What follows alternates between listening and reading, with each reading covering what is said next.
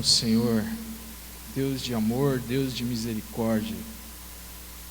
Que a Tua mão poderosa esteja sobre nós nessa noite, Senhor. Que o Teu Espírito possa encontrar abrigo em nossos corações e que a Tua palavra, Senhor, abrigue nesse coração da gente, Deus, e transforme realmente.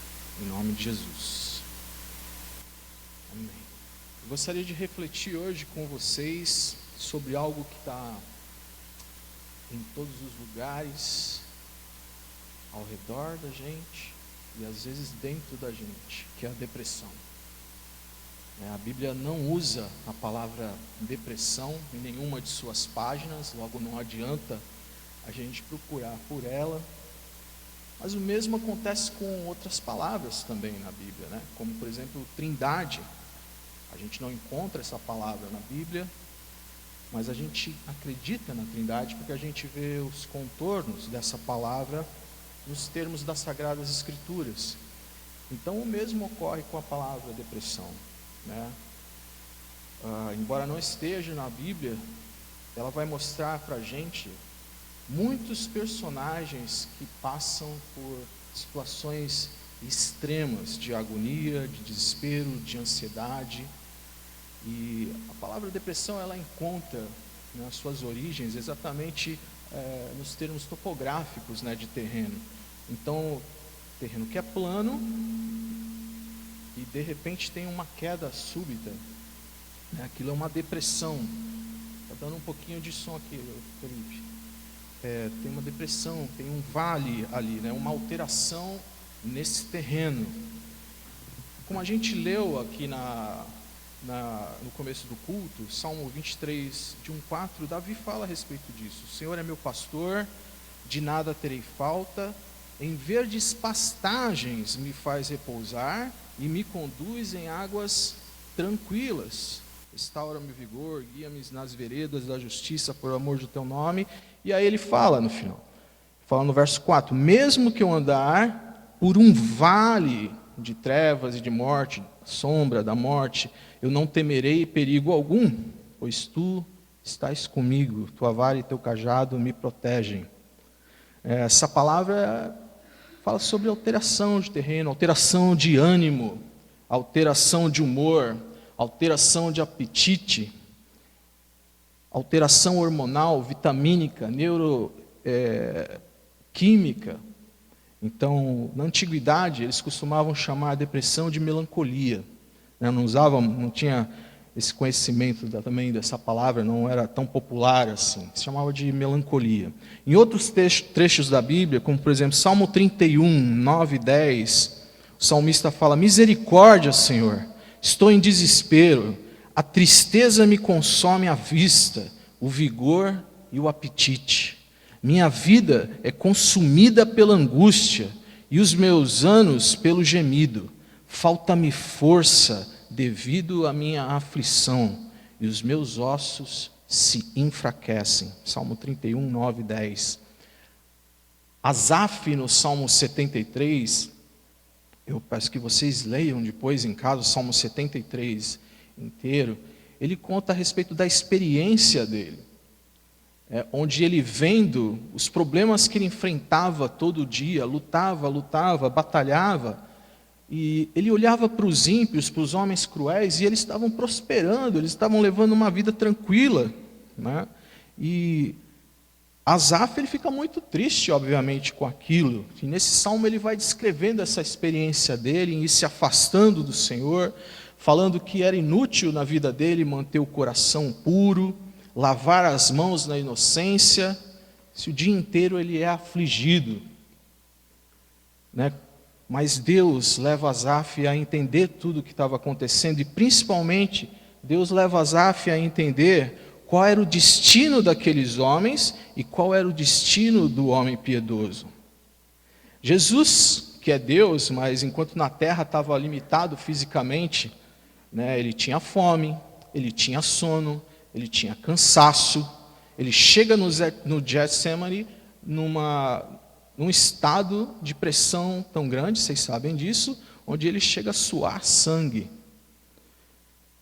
E a gente está em meio a uma campanha mundial de combate à depressão, chamado Setembro Amarelo.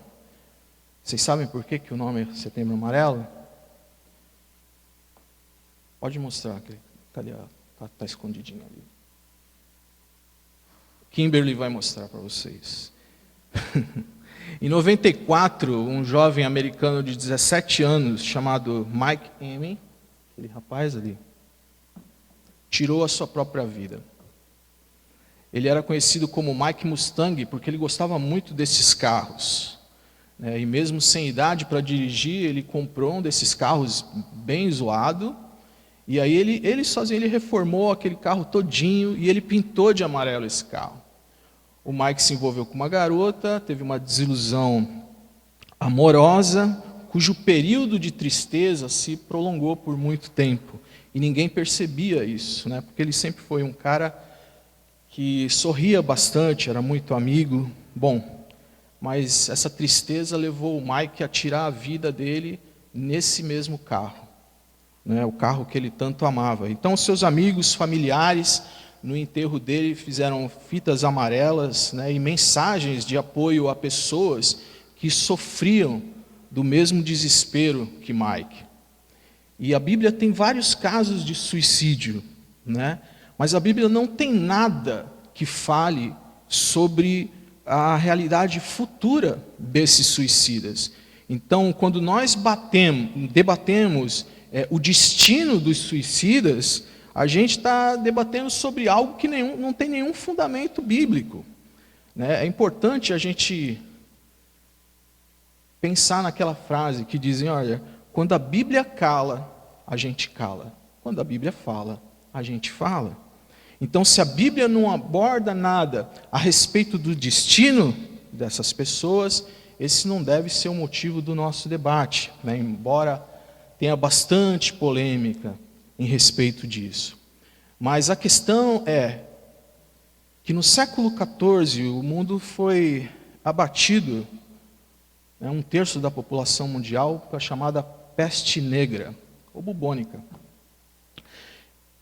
E aí, as pessoas em desespero para não morrer daquela forma, elas estavam se suicidando. E aquilo virou uma questão de saúde pública. Então, a igreja, que tinha muito poder sobre o Estado, sobre a vida das pessoas, a igreja católica, ela fez um dogma. Ela começou a dizer que os suicidas perderiam a salvação. De certa forma, deu resultado, porque as pessoas pararam de se matar com medo de perder a salvação. Até porque as pessoas elas não tinham acesso às Escrituras.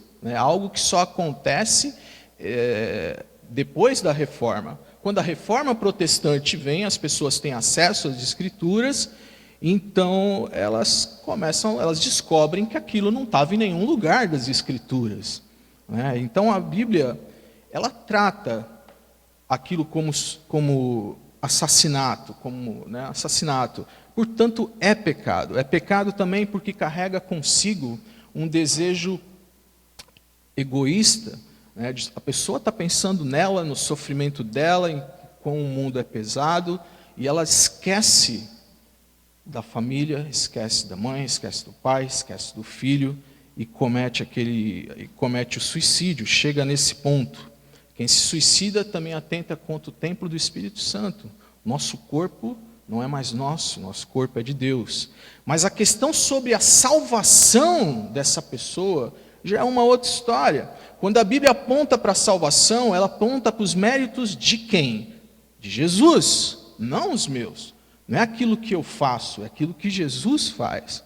Então tem muita gente que imagina que se ela pecar no último dia de vida dela, não importa a vida que ela tenha levado, já era, deu azar.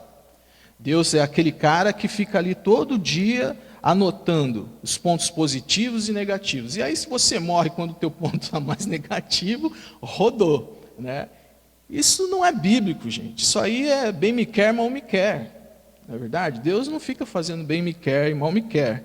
Então, muita gente acha que vai para o inferno, acha que Deus fica o dia todo fazendo essas coisas. Agora, outra questão que a gente pode levantar é possível que um cristão cheio do Espírito Santo tire a sua própria vida? Sim, é possível. É muito difícil, mas é possível sim. É muito difícil um cristão cheio do Espírito Santo tirar a própria vida, a menos que esse crente esteja doente mentalmente. Se ele estiver doente mentalmente, se ele tiver uma esquizofrenia, uma depressão ou qualquer outro transtorno neurológico, a pessoa pode chegar a um pico de alucinação em que ela pode fazer mal para si mesmo ou para outras pessoas, né? Vários personagens da Bíblia pediram pela morte. Moisés pediu pela morte, Davi pediu pela morte, Asaf pediu pela morte, Paulo pediu pela morte, Elias pediu pela morte. Apesar de tantos exemplos, os cristãos, infelizmente, eles costumam ter duas linhas de pensamento a respeito do suicídio. Ou da abordagem, aliás, do suicídio não, da abordagem sobre a depressão, né? A primeira é assim, para de frescura, vai trabalhar. Né? Olha só, isso aí é opressão demoníaca na tua vida. Lembra de Saul? Quando ele ficou depressivo, veio um espírito maligno lá na vida dele. Então, para essa pessoa, toda depressão, ela é uma ação demoníaca. E tem outra, que são aqueles que acham que tudo é pecado. Porque Davi, ele fala isso em alguns salmos, Salmos 32, Salmos 38, Salmos 51, Salmos 54, e ele tinha realmente, ele teve uma crise com o pecado muito forte que o levou a esse quadro, porém, não é todo o quadro de depressão que é pecado. Né? Senão a gente fica aqui uns amigos de Jó. Alguma coisa você fez. Assim, alguma coisa, você fala aí, alguma coisa você fez. E não é dessa forma. Né? Muitos cristãos abordam as pessoas dessas duas formas. Né? Até porque algumas denominações, elas pregam o cristianismo como uma ideia triunfalista, onde a pessoa é completamente blindada. Ela não tem que sofrer, ela tem que enriquecer, ela tem que ficar, né, nenhuma praga chegará à minha tenda, o gafanhoto não vai pegar ela porque Deus já providenciou o inseticídio espiritual, né, e coisas desse tipo só. Então, dessa forma, as pessoas começam a desprezar as lições que o sofrimento traz para a vida da gente. Né, como eu acabei de citar, Jó, que depois de um sofrimento imensurável na vida dele, ele disse: antes eu te conhecia só de ouvir falar, mas agora os meus olhos te veem. Quer dizer, depois de passar sobre tudo que ele passou. Salmo 119, verso 71, o salmista diz: foi-me bom ter sido afligido, para que aprendesse os teus estatutos. Então há um propósito divino por trás do sofrimento. E como as pessoas têm perdido a oportunidade de aprender com a graça de Deus em meio a essa situação. Hoje a gente vai refletir sobre um desses casos, sobre um exemplo de herói da fé, de um guerreiro espiritual, digamos assim, e que passou por um episódio bem forte de depressão. E ele aprende muito sobre o cuidado e sobre o carinho de Deus. Então gostaria que vocês abrissem suas Bíblias.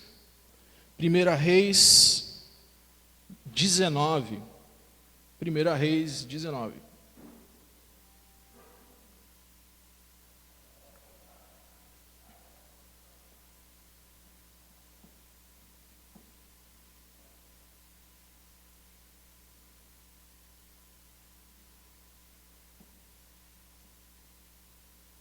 Primeira Reis, capítulo 19.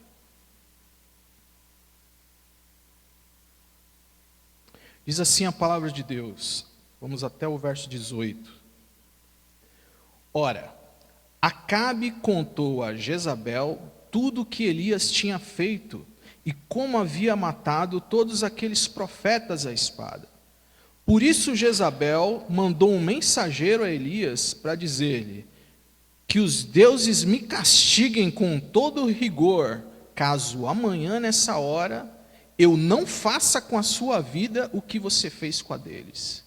Elias teve medo e fugiu para salvar a vida. Em Berseba de Judá ele deixou o seu servo e entrou no deserto, caminhando um dia. Ele chegou a um pé de giestra, sentou debaixo dele e orou, pedindo a morte. Já tive o bastante, Senhor. Tira a minha vida. Eu não sou melhor do que os meus antepassados. Depois se deitou debaixo da árvore e dormiu. De repente, um anjo tocou nele e disse: levante-se e coma. Elias olhou ao redor e ali junto à sua cabeça havia um pão assado sobre brasas quentes e um jarro de água. Ele comeu, bebeu e deitou-se de novo. O anjo do Senhor voltou, tocou nele e disse: levante-se e coma, pois a sua viagem será muito longa. Então ele se levantou, comeu e bebeu. Fortalecido com aquela comida, viajou 40 dias e 40 noites, até que chegou a Horebe, o monte de Deus. Ali entrou numa caverna e passou a noite, e a palavra do Senhor veio a ele. O que você está fazendo aqui, Elias? Ele respondeu: tenho sido muito zeloso pelo Senhor, Deus dos exércitos. Os israelitas rejeitaram a tua aliança, quebraram os teus altares e mataram os teus profetas à espada. Sou o único que sobrou, e agora também estão tentando matar-me. E o Senhor lhe disse: saia, fique no monte, na presença do Senhor, pois o Senhor vai passar. E então veio um vento fortíssimo, que separou os montes e esmigalhou as rochas diante do Senhor. Mas o Senhor não estava no vento. Depois do vento, houve um terremoto, mas o Senhor não estava no terremoto. Depois do terremoto, houve um fogo, mas o Senhor não estava nele. E depois do fogo, houve o murmúrio de uma brisa suave. Quando Elias ouviu, puxou a capa para cobrir o rosto, saiu e ficou à entrada da caverna.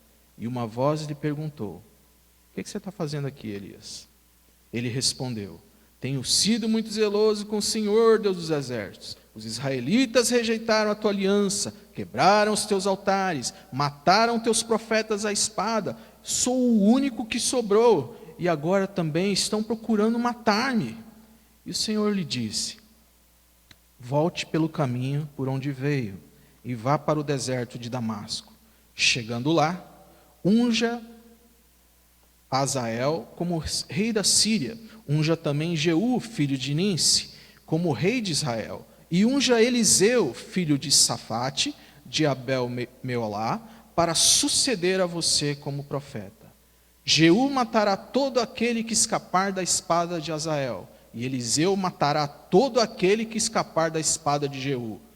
No entanto, fiz sobrar 7.000 em Israel, todos aqueles cujos joelhos não se inclinaram diante de Baal, e todos aqueles cujas bocas não o beijaram.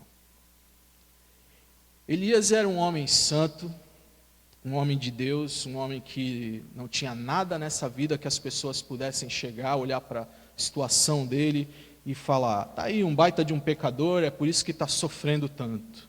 Elias era um tesbita e era um cidadão da cidade de Tisbé.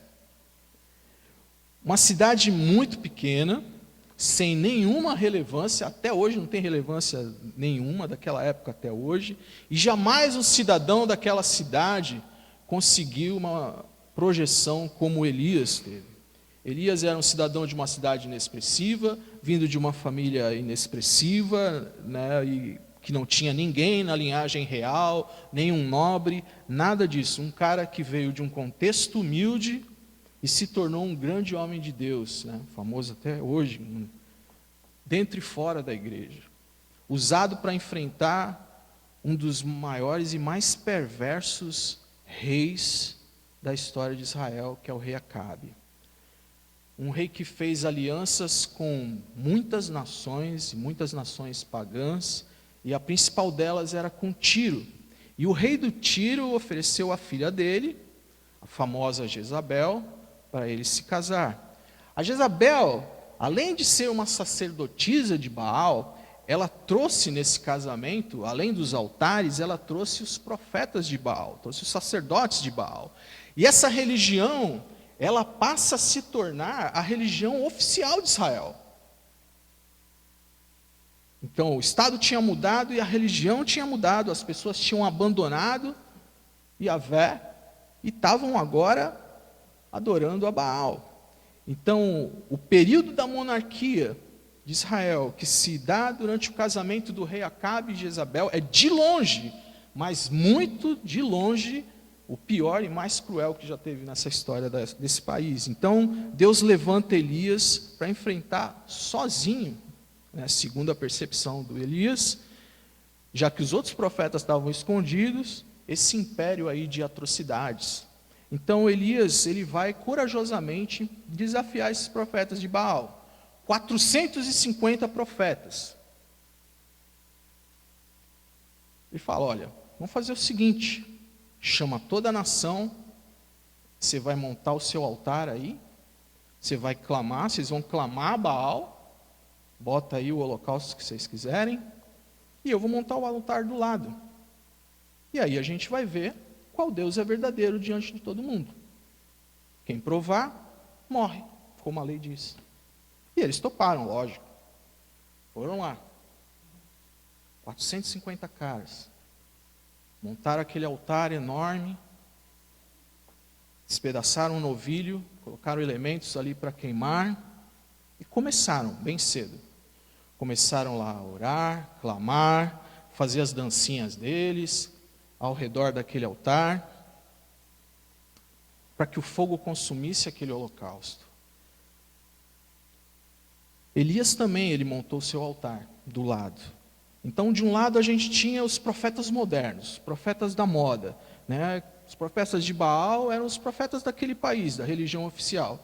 E do outro lado a gente tinha o profeta raiz, o profeta das antigas, aquele que os antepassados falavam sobre coisas que de um Deus que já não estava mais em voga, né? De um Deus que ninguém adorava mais, de um Deus que ninguém ouvia mais a palavra. Quem é aquele cara lá falando essas coisas que a gente nem entende mais? Então Elias sobe lá, eles sobem também, começam a clamar e vão horas a fio clamando, até que Elias já começa a zoar. Ó, fala mais alto.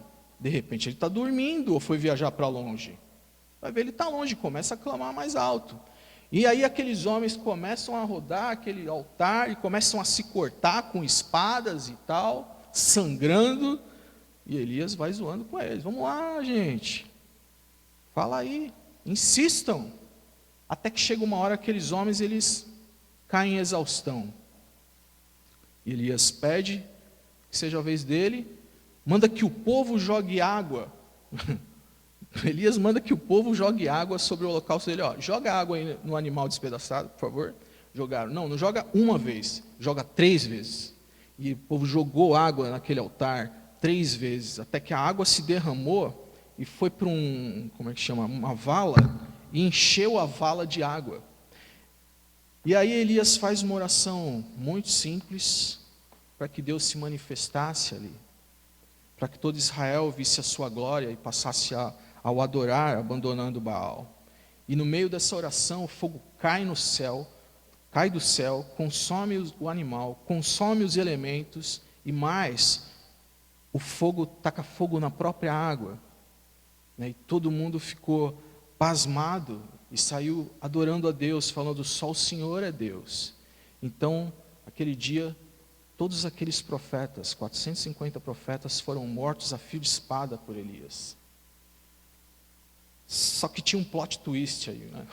Uma virada de roteiro, né? Se talvez, sendo Elias, normalmente a nossa alegria fosse imensa, estão me sentindo sozinho, agora tem uma nação inteira que vai adorar a Deus comigo, deixou Baal, Deus era maravilhoso. Israel vivia um período de estiagem e Deus começa a fazer chover no país, então tudo estava conspirando, né, para uma comoção nacional, para vamos dizer assim, uma vibe muito legal, né? Diz o verso 1 e 2, ora, Acabe contou a Jezebel tudo o que Elias tinha feito, e como havia matado todos aqueles profetas à espada. Por isso Jezabel mandou um mensageiro a Elias para dizer-lhe, que os deuses me castiguem com todo rigor, caso amanhã, nessa hora, eu não faça com a sua vida o que você fez com a deles. E Elias, quando sabe do que disse de Jezabel, do recadinho que ela mandou para ele tem uma atitude estranha.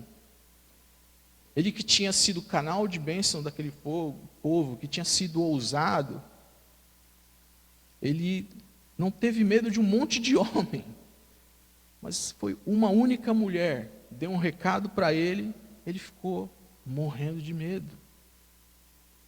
É claro que se fosse alguns desses homens super espirituais que a gente vê aí na TV, né, que não adoecem, que não passam por problemas, que não têm aflições, tensões desse tipo, se fosse com algum desses super crentes, né, talvez eles não tivessem medo. Mas, porém, com Elias foi diferente. Ele torna esse comportamento incompreensível, né, para a envergadura desse profeta. E Elias faz o quê? Ele foge daquela situação.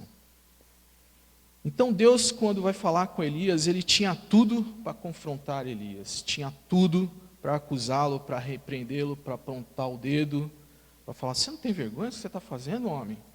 Tá, olha, o povo vai olhar para você e vai falar o que de mim? Mas Deus, ele não faz nada disso, nada disso.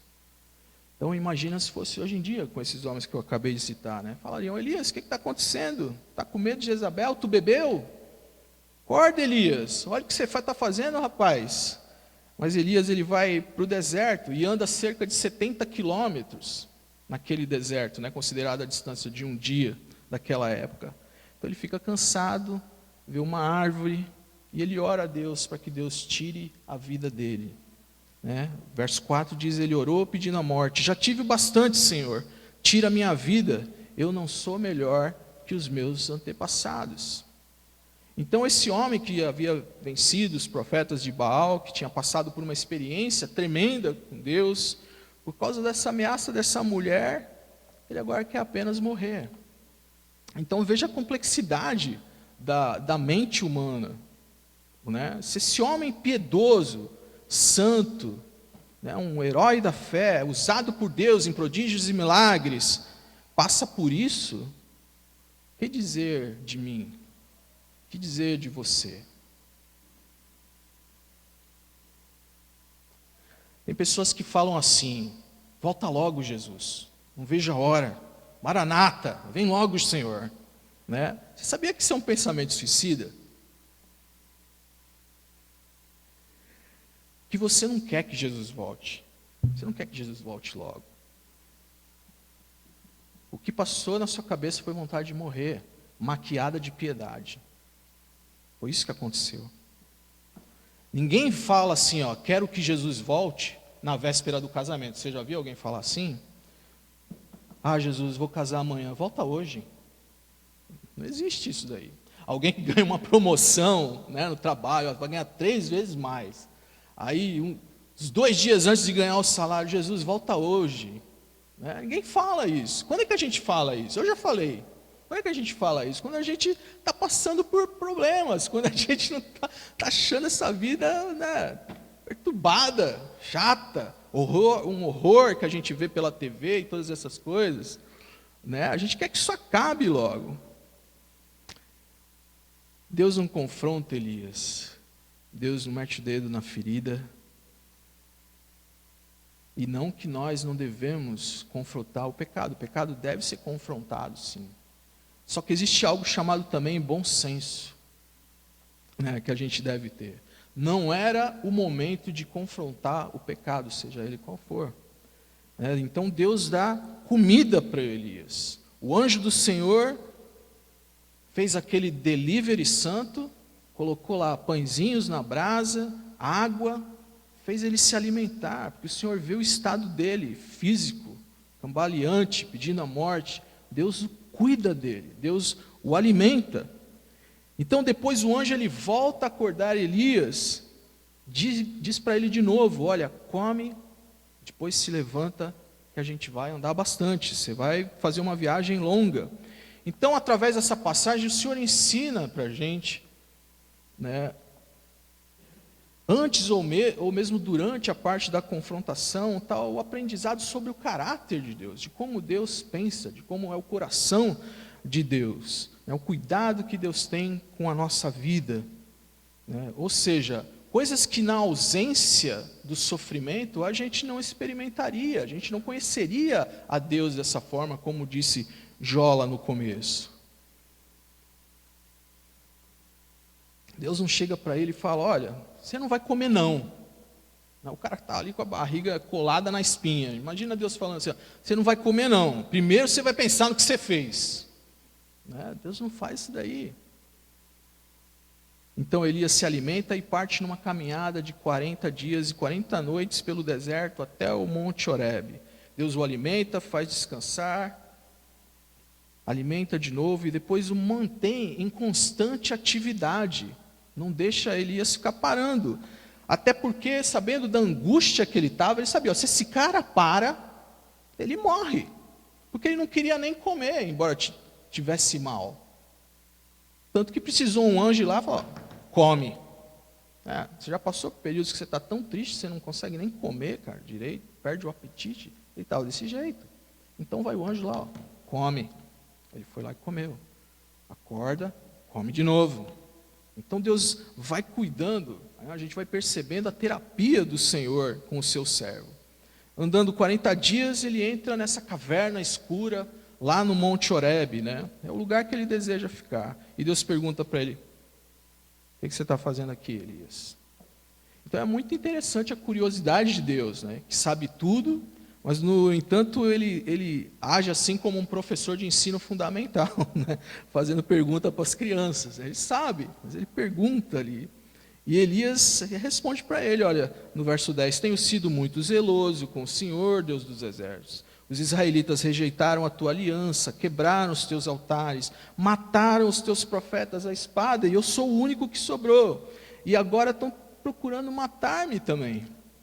Então o estado de profunda melancolia de Elias faz desejar que aquele sofrimento todo acabe de vez. Ele não aguenta mais. As mortes dos amigos dos profetas, né, a apostasia de Israel diante de Deus, e a perseguição que Jezabel tinha colocado, né, a cabeça dele a prêmio, faz com que aquilo pese no peito dele, ao ponto dele desejar a morte.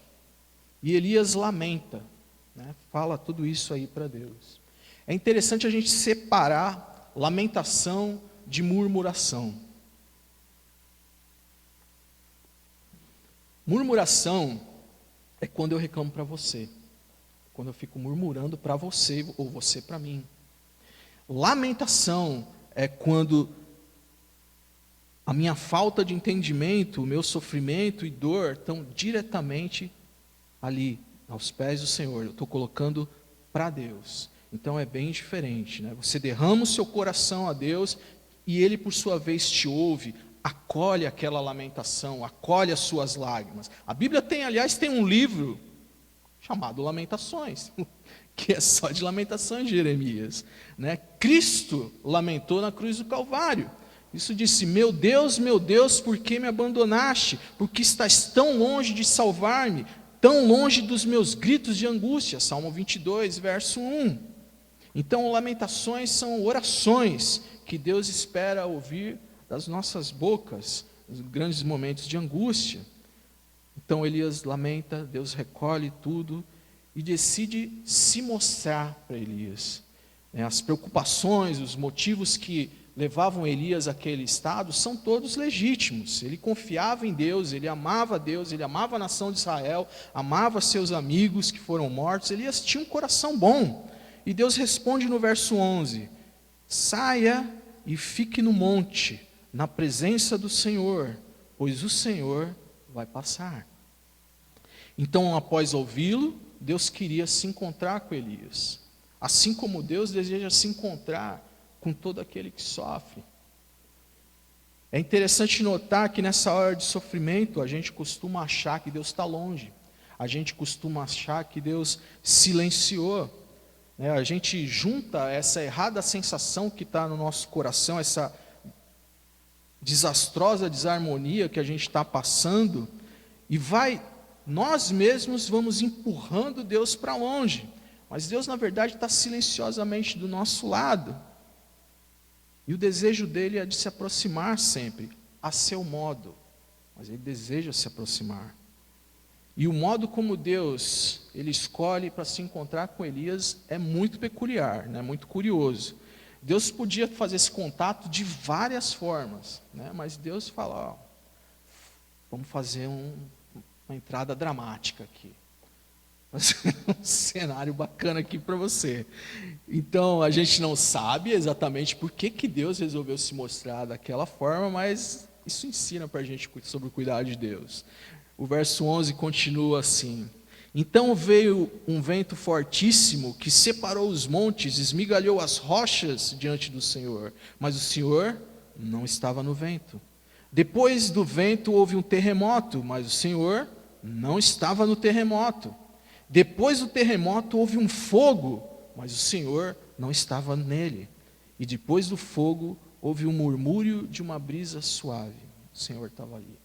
Algumas versões dizem Cecil, que é aquele barulho das folhas no chão, o vento passando e arrastando as folhas secas no chão, forma aquele barulho gostoso, E é interessante a gente pensar que esse barulho tem várias terapias assim com som, Não que a gente deva pensar que esse tipo de som é tratamento para todo tipo de depressão, não isso. O ponto aqui é como Deus está preocupado com a situação de Elias, dando comida, fazendo descansar e colocando ele em atividade.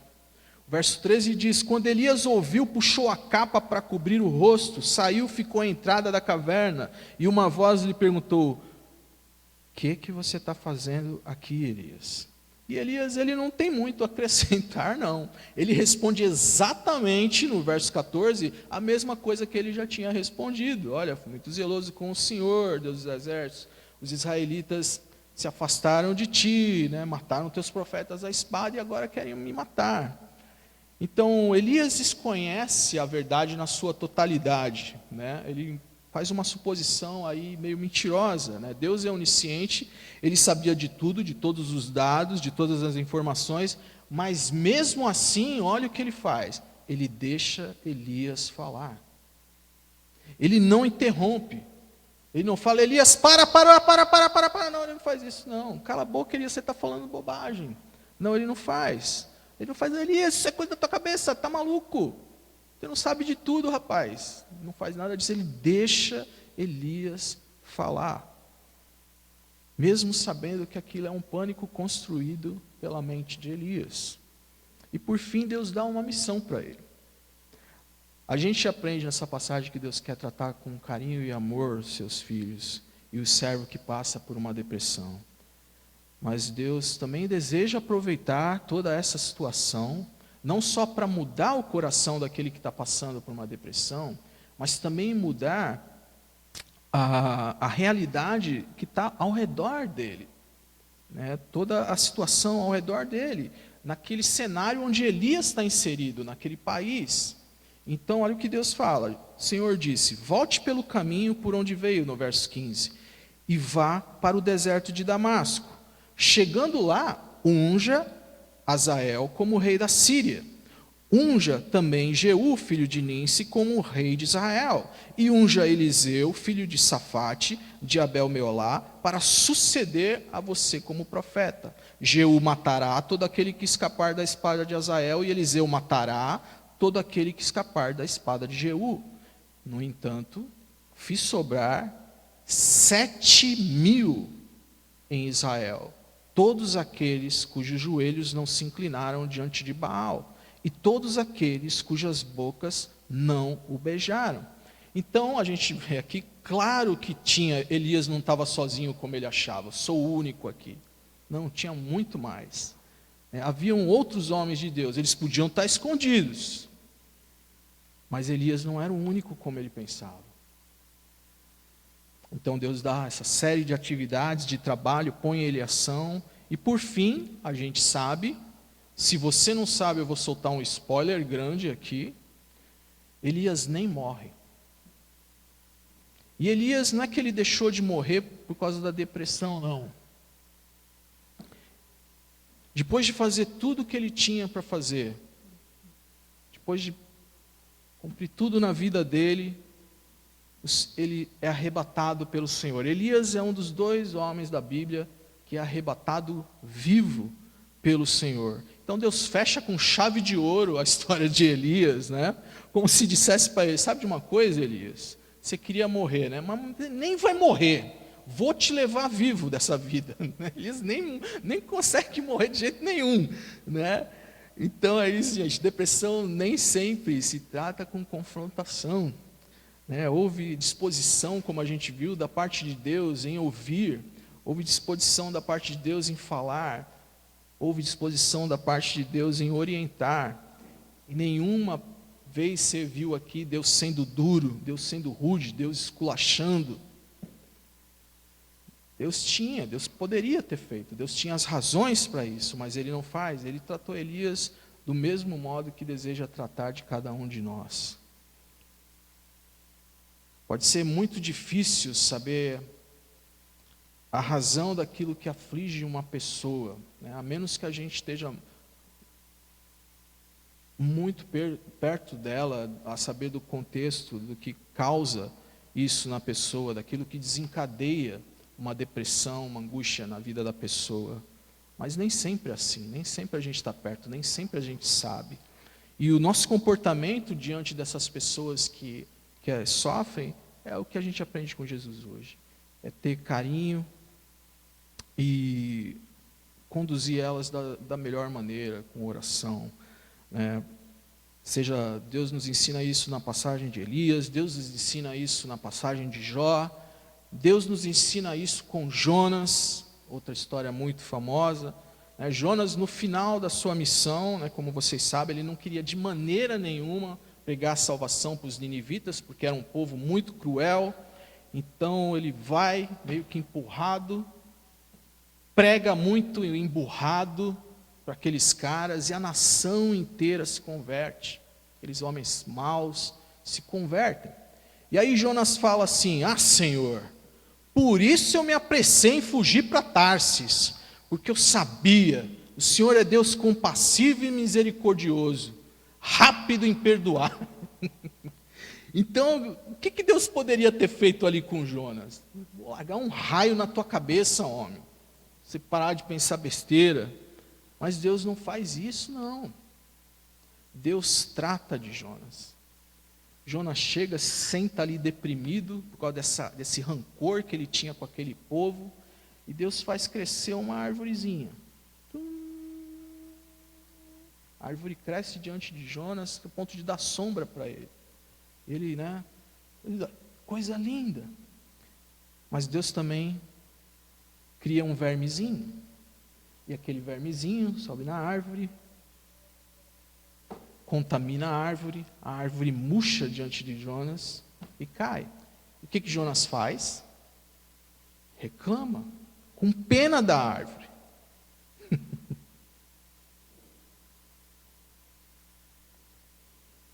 E aí Deus fala para Jonas: Jonas, você não plantou essa árvore, você não fez essa árvore crescer, e você está com pena dessa árvore. No entanto, você não tem pena de uma nação inteira de seres humanos que foi salva hoje. Ele encerra assim.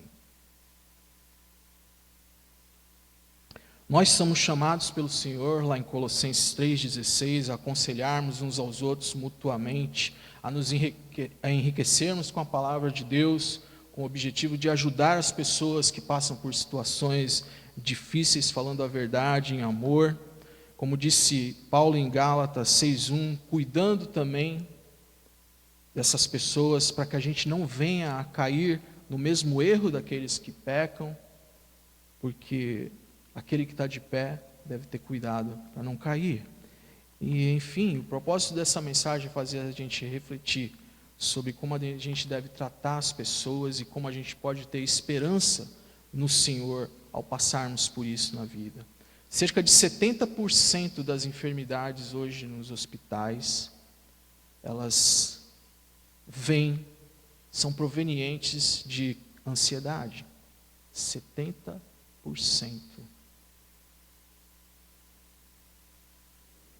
E quando a ansiedade bate a porta, porque ela bate, a gente fica ansioso. Por exemplo, os meus filhos ficam doentes, eu vou ficar ansioso, querendo que eles sejam curados, né?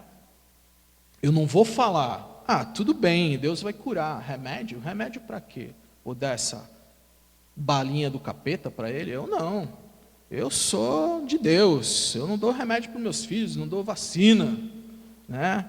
Eu tenho o médico dos médicos comigo, aleluia, né? Parece piedoso isso, mas é satânico. É satânico.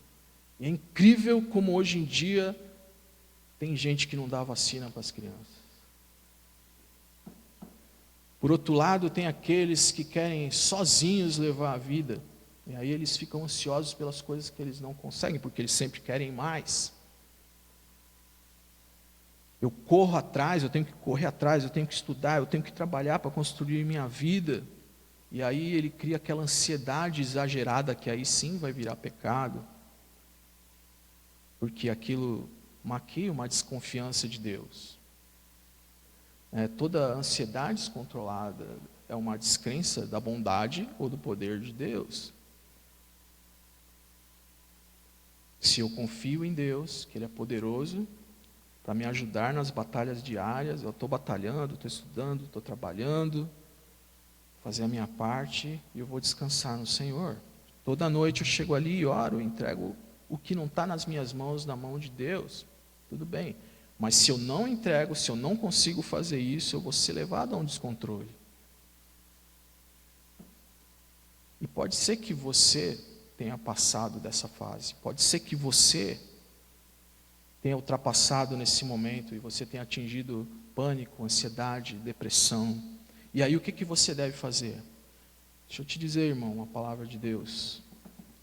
Procura um médico. Procura um médico. Tá? Aquilo que tem afetado a tua alma, está afetando agora o teu físico. Então você deve ser acompanhado sim por um profissional. Um profissional que vai não só te ajudar a curar aquilo, mas ele vai fazer você entender o contexto que te deixou dessa forma.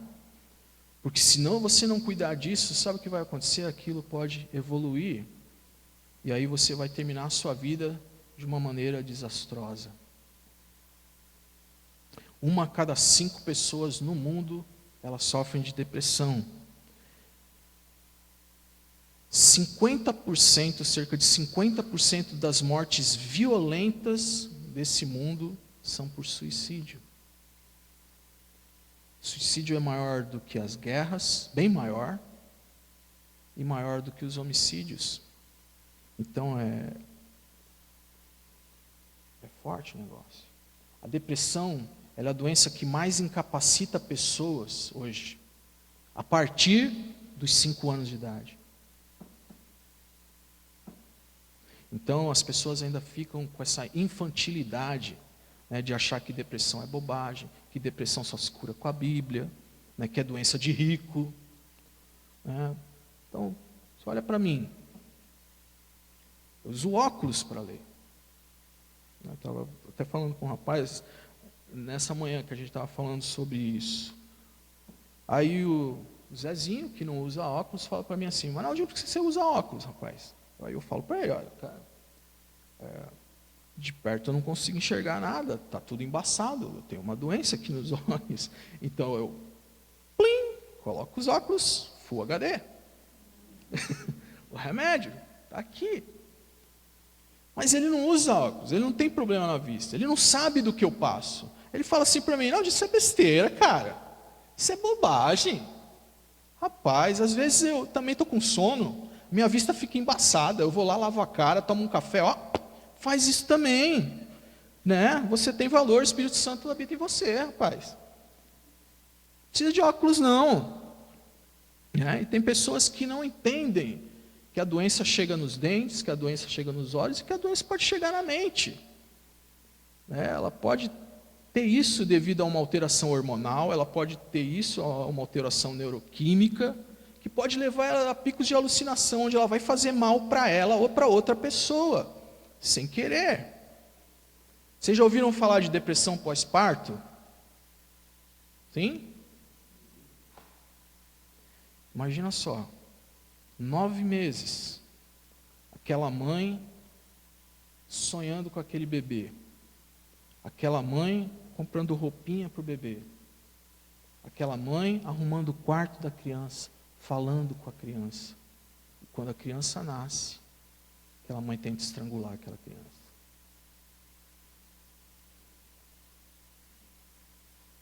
Então, meu querido, não vacile, né? Você corre atrás das contas da sua vida, de construir um futuro melhor, você tem que fazer isso mesmo.